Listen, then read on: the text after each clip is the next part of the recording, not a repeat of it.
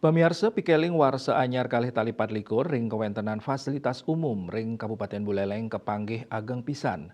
Keuningin kantos 1,5 ton kepupulang oleh petugas Dinas Lingkungan Hidup Kabupaten Buleleng, sane akehan saking luwu plastik.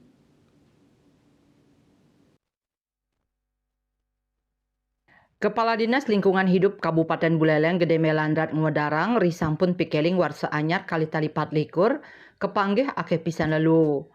Lu inucap merupa bekas kembang api sisan ajengan para pengunjung sanirau ke sawatara fasilitas umum minekadi Taman Kota Singaraja saha Taman Bung Karno. Manut dane kuentenan inucap nincap yening sayang ring warsa anyar sadurung nyane. Risampun lu punike karesikang kauningin akehan raw saking lu plastik. Wantah pemilahan sampun kelaksanayang sadurung nyane sani ngawinang lu plastik sani sampun mapilah raris kekirim ke TPA Bengkale. Nyoman Yuda Bali Pos nguningayang.